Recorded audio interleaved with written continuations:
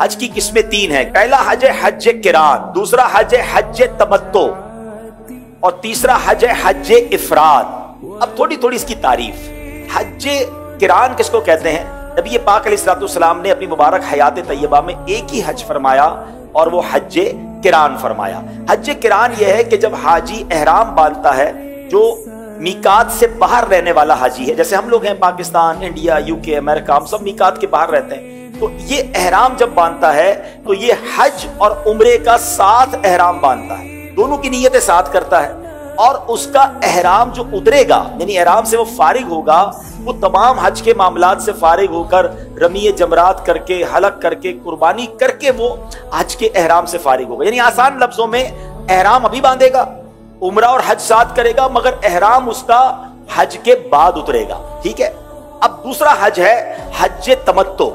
ये हज करते हैं पाको हिंद में रहने वाले, मीकात के बाहर में रहने वाले, उम्मन हम ये हज करते हैं। वो क्या होता है? हम अपने वतन से जो एहराम बांधते हैं, नियत करते हैं, तो हम उम्रे की नियत करते हैं। किसकी नियत करते हैं? और वहां जाकर उम्रा करते हैं, एहराम से फारिग हो जाते हैं। फिर जब हज के दिन करीब आते हैं, फिर एहराम वहां से मक्के में रह के बांधते हैं, तो इसको कहते हैं हज तमत्तो।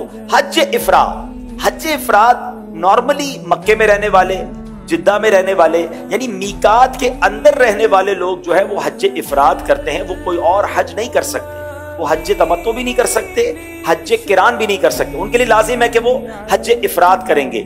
लेकिन हम जो लोग हैं मीकात के बाहर रहने वाले, हम हज इफराद भी कर सकते हैं। मगर हज इफराद पता क्या होता है कि आप जब एहराम बांधते हैं तो आप डायरेक्टली हज ही का एहराम बांधते हैं, आप उम्रे का एहराम नहीं बांधते, हज और उम्रे का एहराम नहीं बांधते। कौन सा एहराम बांधते हैं? हज का। नियत करते हैं हज के एहराम की। अब ये चूंकि नियत ही हज के एहराम की हो गई, तो ये कब खुलेगा? हज के बाद खुलेगा। तो आसान कौन सा हो गया? हज तमत्तो, जिसमें उम्रे का एहराम बांधा, वहां जाकर उम्रा किया और एहराम की पाबंदियों से बाहर आ गए। अब दोबारा जब हज के दिन करीब आएंगे, दोबारा एहराम बांध लेंगे हज का। तो हज तमत्तो जो है ये बनिस्बत आसान है। ठीक है।